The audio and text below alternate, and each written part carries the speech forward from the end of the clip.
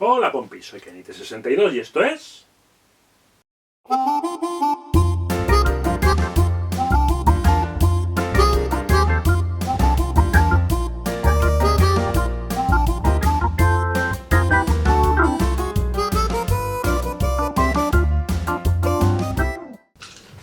Memorias de un friki.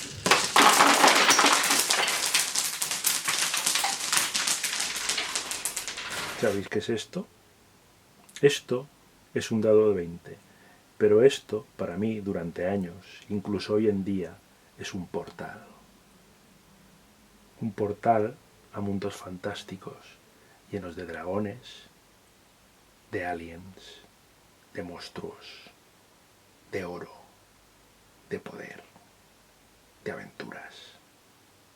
Esto y otros de sus hermanos de otras caras es lo que transportan a nuestra imaginación. Hoy vamos a hablar de juegos de rol. En muchos de los episodios ya os he hablado muchas veces, he comentado cosillas de los juegos de rol, he comentado alguna cosita de partidas, de cosas diversas que me han ido pasando durante años en los juegos de rol. Pero el juego de rol en mi vida ha sido tan importante, sigue siendo tan importante, que merece un episodio especial y no habrá uno, habrá más. Pero de momento vamos a empezar por este, en el que os voy a explicar cómo empecé yo en los juegos de rol. Ya os hice un adelanto cuando os expliqué mis inicios en MS, mis inicios empezando con los juegos de tablero y tal, cómo allí empecé a ver jugar a rol a otros compañeros del club. Y cómo te muerde el gusanillo de querer vivir esas aventuras, que sentado a su lado, mientras ellos tiran dados y hablan con un señor que hay detrás de una pantalla, les ves vivirlos y les ves disfrutar. No estoy muy seguro, pero yo diría que la primera vez que jugué un juego de rol era un juego creado por un amigo mío, por Pera Martínez, uno de los miembros del club, que si no me acuerdo mal, él lo llamaba Aventuras y Aventureros, y que era una especie de simplificación muy básica de lo que por entonces era Dungeons and Dragons, que era lo que se jugaba en el club. Tened en cuenta que estamos hablando de unos tiempos en los que evidentemente no había absolutamente nada de juego de rol publicado en castellano, nada de nada. En el club se estaba traduciendo a mano, o sea, quiero decir, en mecanoscrito y fotocopiado, una cosa que se llamaba Fantasy Trip, que era una especie de reglamento para figuras de medieval fantástico, pero que le daba un poco más de toque de juego de rol, y era lo único que había en aquel momento en castellano.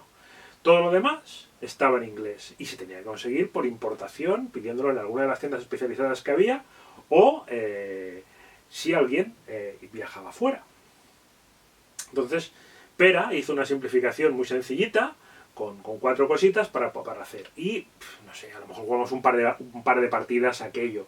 Ya os digo, era una cosa muy sencilla, pero que es lo primero que yo toqué de una aventura, que recuerdo que había pitufos negros y cosas así que salían de la cabeza de Pera. Fue un tiempo después, cuando ya MS había dejado el club Ajedrez Condal y estaba en el nuevo local, en la calle Príncipe Jorge, al lado de la Plaza España, cuando sucedió una cosa que fue la que me permitió empezar a jugar a rol en serio, con los tops que en aquel momento jugaban a rol en el club. Mi amigo Toñete, que llevaba jugando una campaña con uno de los másters más potentes que me han arbitrado, que era Carlos Almiray, en el club, se iba a la mili. Por aquel entonces ellos estaban jugando una campaña que Carlos en general llamaba la Fuente del Poder, y que pues simplemente se limitaba a coger grupos de módulos de los que había por entonces, además de Dungeons and Dragons, y a hirvanar una historia que permitía ir uniendo unos con otros. Ellos habían jugado ya aventuras de bajo nivel, y ahora estaban jugando, estaban en 7º, 8º nivel más o menos todos los personajes. Estaban allí algunos de los mejores jugadores de rol que había en aquel momento en el club. Estaba Oscar, estaba Guti, Toñete llevaba al clérigo, estaba Rupert, Galeote creo que también, estaba Warrior, que llevaba como siempre un guerrero. Hace poco en aquel blog que os comenté, Juegos y Dados, se hicieron una entrevista precisamente a Warrior, Juan Carlos Cebrián, que si la buscáis es bastante divertida de leer. Y pues eso, Toñete se iba a la mili, y entonces él llevaba por entonces un clérigo de 7º nivel, 7º, 8º nivel, y me ofreció llevarlo durante el tiempo que él estuviera en la mili. Claro, a ver, por entonces mi conocimiento de inglés era bastante sencillo. Y estamos hablando, como ya os he dicho, de que todo el material que teníamos eran material original en inglés o fotocopias de material original en inglés. Un clérigo era un personaje que tenía muchísimos hechizos que estaban todos en inglés y que eso dificultaba mucho para alguien que no entendía bien el inglés el poder llevar un personaje de esas características. Además, claro, había otra cosa que pesaba. Ese grupo llevaba jugando ya un tiempo, era un grupo compenetrado y yo caí ahí, y iba a caer ahí como alguien nuevo que no estaba acostumbrado a sus maneras de hacer las cosas. No sabía cómo iba a ir el tema. Pero al final me convenció y sí, cogí y me senté por primera vez en una partida importante con un personaje muy importante, porque en muchas ocasiones la vida de los miembros del grupo dependían de tus habilidades como clérigo. No fue fácil al principio, porque claro, ellos estaban acostumbrados a la manera que tenía Toñete de llevar el personaje, de coger los hechizos y tal, que estaba compenetrada con la que llevaban ellos. Yo no tenía ni idea. Claro, yo me veía mi lista de hechizos, de los que solo puedes escoger unos determinados para usar cada día, y buenamente pues cogía lo que podía. Me acuerdo de las primeras partidas que era en plan, ¿has cogido tal hechizo? No, he cogido este. Hombre, pues tienes que haber cogido el otro. Vale, pues la próxima vez lo cojo. Vale. Y así, al principio, la cosa costaba encajar. Pero poco a poco me fui haciendo con el grupo y la verdad es que disfruté porque aquello era, ya como ya os he dicho, la campaña estaba bastante avanzada, disfruté de todo lo que era al final de la campaña. Al final de la campaña, el último grupo de aventuras, era el grupo de aventuras que se conocían como la Reina de las Arañas, en la que se enfrentaban a la diosa Lot, la diosa del mal, la diosa araña, la diosa de los elfos oscuros. Tenían que ir a la ciudad de los elfos oscuros y tenían que enfrentarse a la Reina de las Arañas en una batalla que recuerdo muy épica, en la que después de un combate muy largo acabó quedando un solo personaje de pie que consiguió derrotar a la diosa, que era una bestia parda. Sí, esa fue la primera gran aventura que tuve en el juego de rol, en Dungeons and Dragons. Después de aquella campaña, Toñete todavía estaba en la mili, hicimos un par de cosillas más, jugamos la aventura de la tumba de los horrores, una aventura creada por Gary Gygax, uno de los creadores de Dungeons and Dragons y de los mejores creadores de módulos de aquel estilo que había. Y bueno, alguna cosilla suelta que hicimos, recuerdo uno que jugamos que representaba que los personajes de este entorno medieval fantástico viajaban a la tierra del presente y aparecían en Londres, que era bastante divertido por el choque que había de la cultura de ellos con la cultura moderna y las sensaciones que veían cuando se encontraban con según qué cosas en tiempos modernos. Coches, armas de fuego, policías y cosas así que no sabían de qué iban. Con Carlos fue muchos años más adelante él empezó la campaña que por entonces nadie sabía nada de ella, la campaña de Dragonlance, una campaña que nos llevó, yo diría que un par de años por lo menos de jugarla entera, porque aparte teníamos que esperar a que nos fueran llegando los módulos de Estados Unidos y era bastante complicado. El módulo era una campaña, estaba dividida en distintos módulos que eran cada aventura, y claro, al principio tenías varios acumulados, pero luego según ibas avanzando pues se te acababan y tenías que esperar a que llegaran nuevos. Y muchas más cosas. En las novelas de fantasía de Farad y el ratonero gris había una ciudad, la gran ciudad de Lagmar, que era una de las ciudades medievales de este mundo, en el que bueno, se podía encontrar cualquier cosa. Pues una casa que se dedicaba a hacer material para juegos de rol hizo una aventura, bueno, más que una aventura, hizo una guía de la ciudad en la que sacaba la ciudad completa con un montón de descripciones de toda la ciudad, planos detallados tanto de la ciudad como de edificios, de interiores, un montón de información sobre religiones, sobre backgrounds, una cosa súper chula en manos de un buen máster. Nosotros decidimos por entonces, varios de los que arbitrábamos, porque yo al final también arbitré alguna cosilla por allí, juntarnos y hacer una campaña que recogiera a todo el club. Lo que hacíamos era que creo que éramos 4 o 5 másters, creo recordar que estaba Jordi Lorita, estaba Carlos Almiray, estaba Jimeno y estaba yo, no, me parece que no había nadie más. Y entonces todos los demás miembros del club que querían, evidentemente, llevaban personajes. Y los mismos Masters llevábamos personajes, que evidentemente nunca jugábamos nosotros.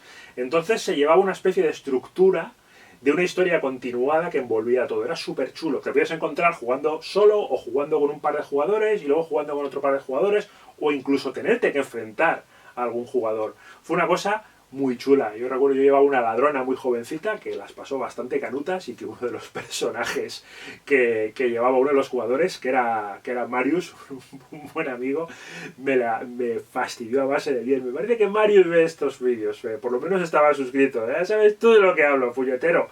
Me las hiciste pasar muy canutas, aquel personaje mío. En los tiempos antes de empezar a trabajar, que iba cada tarde al club, llegó un momento en que jugaba una campaña distinta cada día de la semana.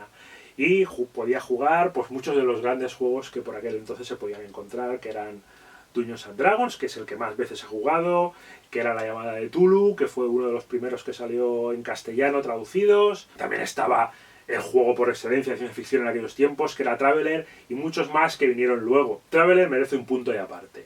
O sea, aparte de ser un juego de ciencia ficción, el primer juego de ciencia ficción que yo jugué, que me parecía una pasada, tenía algo muy fascinante, que era la creación de personajes.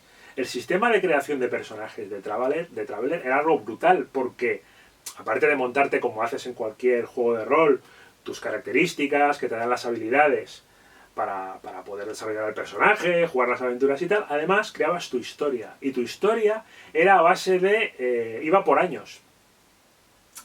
Cada año hacías una tirada, o sea, elegías un destino, porque se suponía, en principio, que eras miembro de... que eras un militar, elegías un destino y hacías unas tiradas de dados que te decían lo que conseguías, que podía ser bueno, podía ser malo, podías conseguir pues habilidades nuevas, podías conseguir dinero, podías conseguir armas, o podías literalmente, o sea, tu personaje podía morir antes de llegar a salir.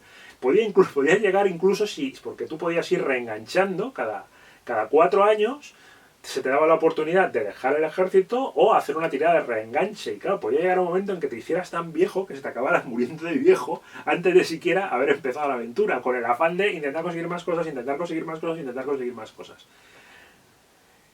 Con este juego, yo recuerdo haber enganchado a compañeros del trabajo cuando trabajaba de noche y haberlos tenido una noche sentados conmigo haciendo personajes que no entendían nada, pero se divertían un montón a base de tirar dados, y yo les dijera, sí, pues ahora asaltas un planeta y te hacen una herida, y ahora haces tal, y consigues una medalla de honor por una acción valerosa. Y solo con eso, que ya ves tú, ellos se lo pasaban cañón. Estuvimos una noche entera, dale que te pego, sin parar.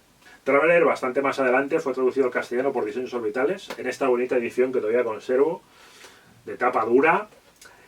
La verdad, bastante chulo, con mapa y tal. Lo he jugado pocas veces desde entonces, desde que lo tengo, pero es uno de mis tesoros de cosas viejecillas que tengo que molan. Entre los muchos juegos de rol que he llegado a jugar y que he llegado a algunos a arbitrar, aparte de los que ya os he hablado, pues han estado MERP, que era sobre la Tierra Media, del Señor de los Anillos. Más adelante se convirtió... MERP era un juego que estaba bien, un poco más complejo que Dungeons and Dragons, pero luego lo convirtieron en Rolemaster, que era una cosa pesada y densa, llena de tablas. Recuerdo habernos tirado 2 sesiones completas para un combate, y eso que ya lo teníamos muy estudiado, porque en MERP cada arma tenía su propia tabla de tiradas y luego había un montón de tablas de críticos infernal, y nosotros ya lo teníamos bien distribuido. Cada jugador tenía una tabla distinta para controlar, de manera que me ayudaban a mí como máster a controlarlo, y luego también teníamos distribuidas las tablas de críticos, y aún así un simple combate sencillito nos llevó 2 días de partida poderlo acabar, que era, o sea,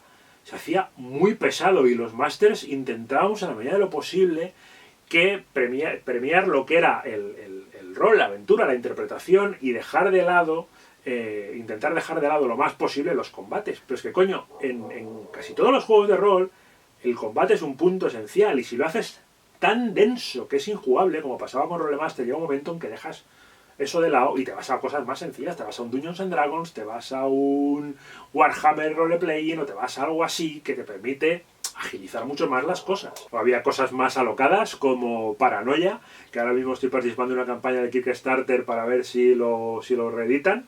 Paranoia era un juego de ciencia ficción, con un concepto un poco rollo Gran Hermano, muy de humor, muy alocado, en el que los personajes, bueno, de hecho, entrabas con una batería de 5 clones de personajes porque solían morir a una velocidad que daba miedo, porque te mataban por cualquier cosa. Y era con buenos masters, como en su momento fueron Chema o fue Paco Pepe o algunos masters más de este estilo. Hostias, uno se lo pasaba genial, te daba igual que te mataran y tal. No era un juego para profundizar, no, era un juego para desbarrar y pasártelo bien. Como otro que también tenía, que era Toon. Toon era un juego de rol basado en la serie de dibujos animados. Los personajes de los jugadores eran dibujos animados y evidentemente podían hacer lo que hacían los dibujos animados, o sea, prácticamente cualquier cosa. Y era también muy alocado. No lo jugué muchas veces, lo jugué poquitas veces, pero siempre que lo jugamos nos reímos un montón. Ha habido muchos más. Marvel Super Heroes, que fue uno de los primeros de superhéroes que probamos. Luego vino Star Wars, el juego de rol, que ya os comenté, que había coincidido con una serie de dibujantes jugando una partida de Star Wars. Vino Cyberpunk, el original, la primera versión que yo compré, que era el del 2013, luego han ido saliendo versiones, el 2020, versiones posteriores. Cyberpunk es un juego de ciencia ficción oscura, en donde la tecnología, aparte de ayudar a evolucionar, también ha hecho que todo se haga un poco más oscuro y que sea más difícil seguir viviendo. De este he jugado bastante y he arbitrado bastantes partidas y siempre me lo he pasado genial con Cyberpunk. Por hoy nada más. Lo dejamos aquí, ya sabéis, lo de siempre. Compartid, comentad, preguntad, difundid y divertiros. Y otro día volveremos a hablar de rol más adelante. ¡Adiós!